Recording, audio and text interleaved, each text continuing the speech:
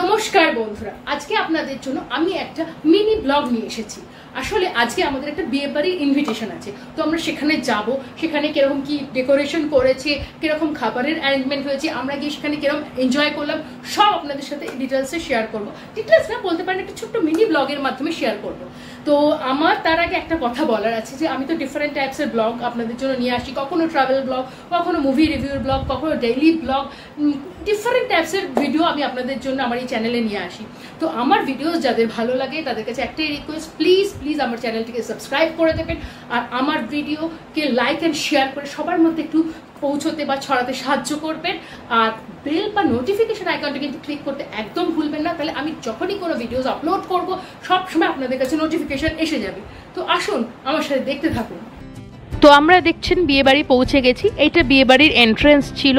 আমি ফার্স্টে আপনাদের এন্ট্রেন্সটা একটু দেখিয়ে নিই। সুন্দর করে সাজানো গোছানো, খুব ভালো লাগছিল আমাদের। খুব সুন্দর করে ওদের ডেকোরেশনটা বেশ ভালোই হয়েছিল। আর যখন আমরা ঢুকছিলাম, সেটা আমার তোলা হয়নি, দুটো মেয়ে মিলে আমাদের গায়ে সবাইকে ফুল ছেটাচ্ছিল, ঢাক বাজছিল।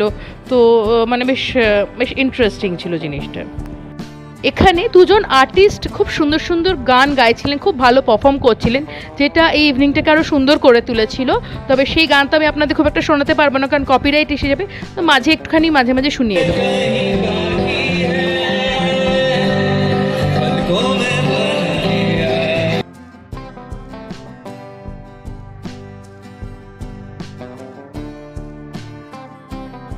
স্টার্টারে ছিল ফুচকা, দু রকমের চিকেনের কাবাব, cheese ball, chow mein, chilli chicken. তবে এত গরম ছিল আমরা সেভাবে কিছুই খেতে পারিনি, জাস্ট একটু চিকেন কাবাব টেস্ট করেছিলাম আর চিজ বল, ব্যাস, দ্যাটস ইট। মকটেলসও ছিল, বাট এত গরম ছিল, লোকে এত মকটেলস খেয়েছিল যে আমরা যখন গেলাম তখন প্রায় মকটেল শেষের দিকেই ছিল।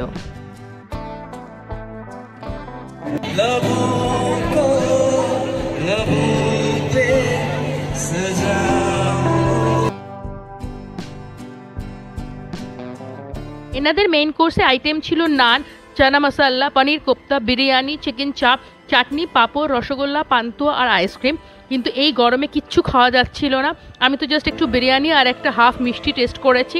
তো তাই বলবো, যারা বিয়ে করবেন বা বিয়ে করতে চলেছেন, প্লিজ প্লিজ ভালো ওয়েদারে শীতকালে বিয়ে করুন, যাতে আমরা যারা নিমন্ত্রিত যারা যাব তারাও যেন খুব ভালোভাবে এনজয় করতে পারি। আপনারা সবাই ভালো থাকবেন। নেক্সট